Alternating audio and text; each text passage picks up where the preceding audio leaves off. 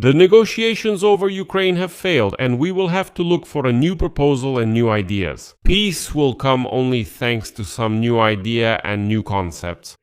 This is the verbatim statement of US Secretary of State Marco Rubio after his meeting with Sergei Lavrov in Manila.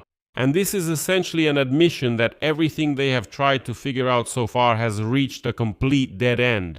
The meeting between Marco Rubio and Sergei Lavrov lasted 35 minutes and ended with absolutely nothing. This is the first face-to-face meeting between Lavrov and Rubio since the fall of 2025, 35 minutes of conversation and zero results. Lavrov demanded a complete halt to arms supplies to Ukraine. Rubio responded that the US policy on aid to Ukraine has not changed. Kremlin spokesman Dmitry Peskov stated a few hours later, quote, "It's too early to talk about any new dynamics or new acceleration right now." And the day before, Volodymyr Zelensky, after a conversation with Trump's special envoys Steve Witkoff and Jared Kushner, laid out the choice for the coming months. Either this winter we sit down at the negotiating table, or we face a new, even more terrifying escalation of the war. Let's summarize this meeting together, Marco Rubio and Sergei Lavrov, in the context of the peace process regarding Ukraine. My name is Pechiy. Let's discuss this topic together. But before we start, I ask you to subscribe to this channel because we are moving towards the milestone of 300,000 subscribers. So I will be grateful for each of your subscriptions. So let me immediately present the main statement of US Secretary of State Marco Rubio. We'll go through his statements and then analyze them. Quote from Mark Rubio: "We will have to look for new proposals and new ideas. Peace will come only thanks to some new idea and new concepts. We are ready to offer some of these ideas in an appropriate setting and form if the opportunity arises and the conditions are right." Here, pay attention to two things in this quote. First, a direct admission that all the old groundwork are completely dead. This includes all these talks about the spirit of Anchorage. Second, these caveats from Mark Rubio when he says in the right environment, if the opportunity arises, if there are suitable conditions, if there is some form, and so on. That is, Washington doesn't have any new ideas right now, but there is a willingness to propose them someday under certain conditions. Or maybe there actually are ideas. But after meeting with the Russian Minister Lavrov, Mark Rubio realized that there is no possibility to even discuss them in the near future. The second and much more important statement for us from Mark Rubio is about why the previous proposals no longer work. And this is the most important thing. Quote, "The proposals put forward so far were not acceptable to Ukraine at that time, and I don't think they will be acceptable to Ukraine now. Moreover, most likely, they will be even less acceptable to Ukraine in the future." And here in this quote from Mark Rubio, there is a direct statement. What Moscow calls the Anchorage agreements is unacceptable for Ukraine, neither then nor now, and with each passing month it becomes even more unacceptable. The US Secretary of State publicly acknowledged that the Russian conditions are not being accepted, and Ukraine is gradually getting stronger and seizing the initiative on the battlefield. Therefore, if Kiev did not accept capitulation then, it will not accept it now. That was the message to Lavrov. Third, Marco Rubio specifically emphasized that there have been no changes in US policy regarding assistance to Ukraine.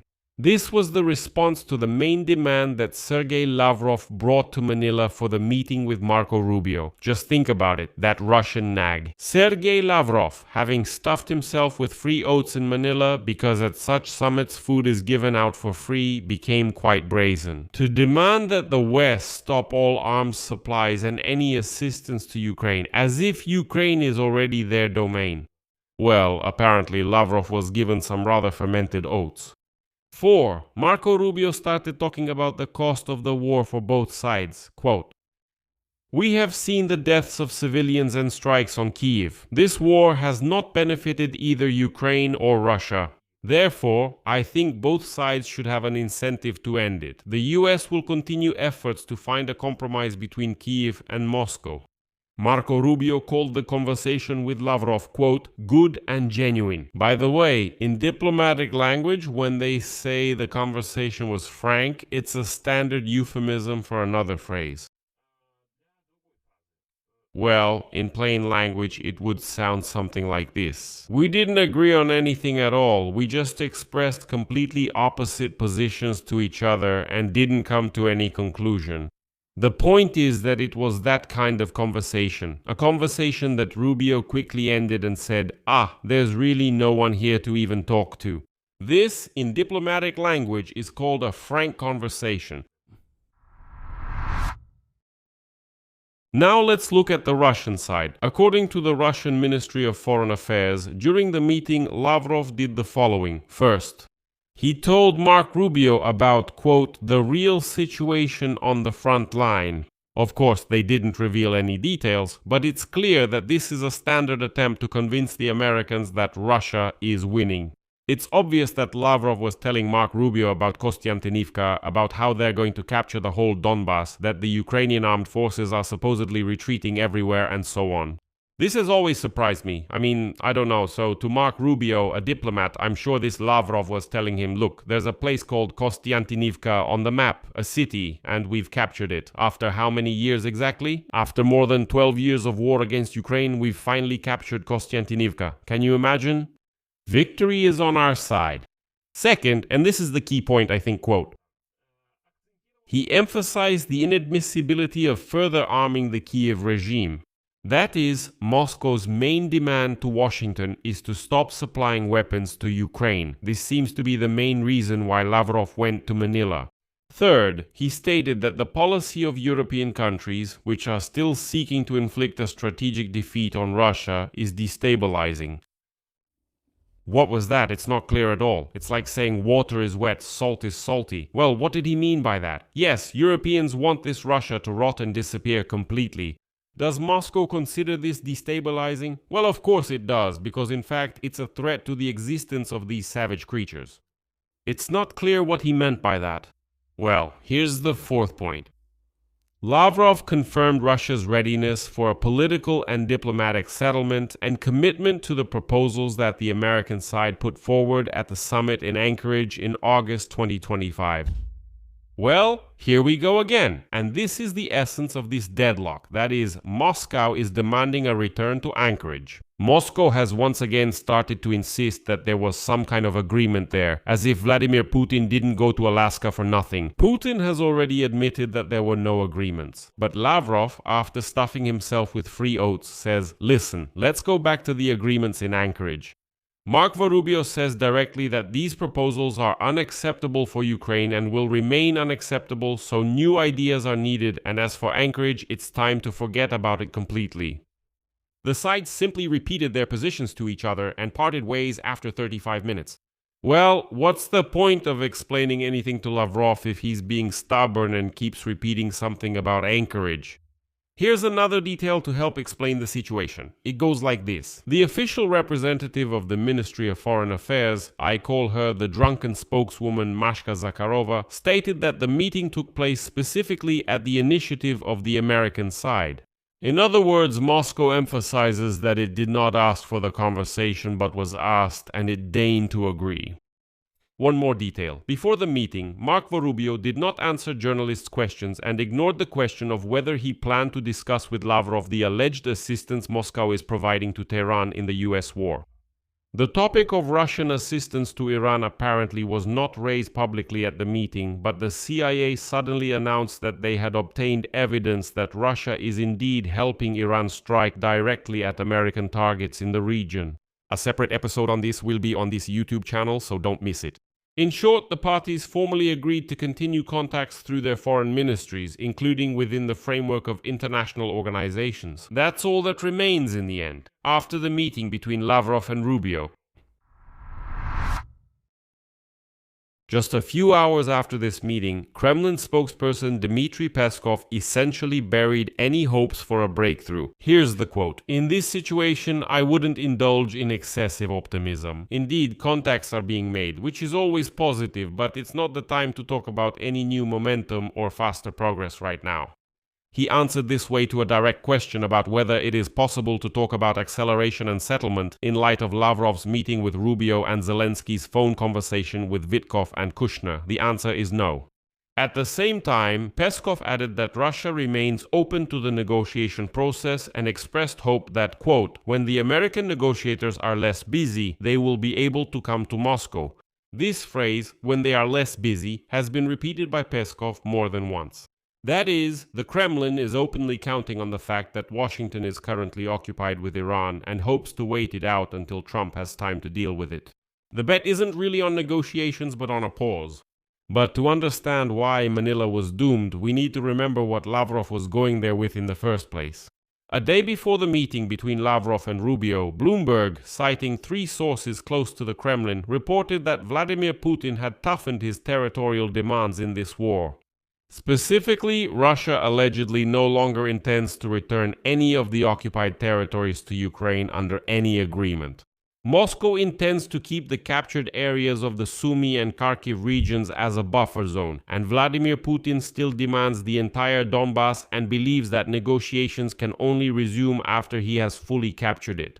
The Ministry of Defense of the Russian Federation assured Putin that it would gain full control over the remaining part of the Donetsk region by the end of this year. At the same time, a source connected to the Ministry of Defense told Bloomberg that many Russian military personnel consider this deadline unrealistic and instead say 2027. Zelensky responded to this with a statement about the need for peace with dignity. In other words, that negotiations are necessary. So, in summary, Lavrov arrived in Manila at the ASEAN Foreign Ministers Summit with a demand to stop supplying weapons to Ukraine and to return to the conditions that Rubio immediately called unacceptable for Kyiv.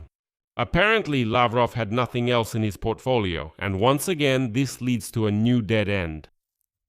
Meanwhile, alongside the failure in Manila, the Ukrainian negotiation track is also in progress, and it looks much more substantial, mainly because here, reasonable people are already communicating. On July 22, Zelensky had a phone conversation with Trump's special envoys Steve Witkoff and Jared Kushner. The first to report this was Axios journalist Barak Ravid, citing his sources. Then both Zelensky and the White House confirmed the conversation. Here's a quote from Zelensky. I just spoke with President Donald Trump's envoys. It was a good and important conversation about how to revive diplomatic efforts and move closer to peace. He added that the Ukrainian and American teams remain in close contact and will continue to work on the issues discussed. In general, it's a hint that something is being worked on. And here's an important detail. The Ukrainian side of the conversation included the head of the president's office, Kirill Budanov, and the chief Ukrainian negotiator, Rustem Umerov. And by the way, Umerov is already being predicted as the new Ukrainian ambassador to Washington. So, it wasn't just a formal call, but a working call with key people. And another development that same day, Zelensky held a meeting in Kyiv with the US ambassador to NATO, Matthew Whitaker, where they discussed licenses for the production of Patriot missiles. After talks with the Americans, Zelensky urged faster Patriot missile production in Ukraine. In general, the logic here is completely transparent. While Marco Rubio and Lavrov were searching for some new ideas in Manila, Ukraine is achieving results that work under any circumstances. That is, their own interceptors to protect their own skies, especially considering that the Americans' Patriot supplies are, well, really shrinking because of the war with Iran. And probably the main statement which, in my opinion, finally puts everything in its place. At a joint press conference with Irish Prime Minister Michel Martin, Zelensky essentially outlined a crossroads that all of us will face in the near future. Here is his quote: "We have 2 paths for this winter. The first path, God grant us and our army strength, because resilience on the front line is very important for us to finally sit down at the negotiating table with Russia and end this war. The second path, a new escalation of the war." Zelensky warned about a possible escalation from Russia if peace talks fail. He named maintaining the stability of the front line as a priority, and added that the logic here is as follows: the firmer we hold the front line, the higher the chance that Russia will be forced to sit down at the negotiating table. A weak front accordingly means no negotiations and only escalation, to be continued. And let's briefly sum up, especially regarding the meeting between Lavrov and Rubio, which for some reason some analysts were counting on. The first meeting lasted 35 minutes. For the first meeting between the top diplomats of the two countries in almost a year, that's not negotiations, it's just a protocol formality. Second, the sides did not move an inch. Lavrov came with a demand to stop supplying weapons to Ukraine. Rubio responded that the US policy in fact does not change. Lavrov demanded a return to Anchorage. Rubio stated that these proposals are unacceptable for Ukraine and will become even less acceptable. Therefore, no one is planning to return to them. Third, Rubio's acknowledgement of new ideas means that the negotiation framework that has been built since August 2025 is officially dead. That's it. None of this works. Moreover, either Washington has no new ideas or Rubio didn't see an opportunity to discuss them right now, especially with the wild Russians. Fourth, the Kremlin itself confirmed the lack of progress through Peskov's remarks and outlined its real strategy: to wait until the Americans, as he put it, are free from their problems in Iran. For us, the practical conclusion is this: there was no deal made behind our backs in Manila, and honestly that's good news considering what Moscow was demanding. The US position on military aid to Ukraine has been publicly confirmed without any changes. They are not interfering in this area and are letting the Europeans do their job. But there also doesn't seem to be a diplomatic way out of the war anytime soon. Putin has toughened his demands, the US is looking for some new concepts, and the Kremlin is stalling for time. That means what Zelensky called the first path is working. It's about holding the front, speeding up our own production of Patriots and drones, striking Russian rear positions, and terrorizing those unwashed Russians. And negotiations, accordingly, will not start when some beautiful new ideas or new concepts are found. No. Negotiations will begin exactly when Russia feels that continuing to fight is much more costly than sitting down and reaching an agreement. I'll leave it at that. Share your opinions and conclusions in the comments below this episode. Subscribe to the channel, hit the bell, and don't forget to like. That's all for now. Take care. Goodbye, everyone.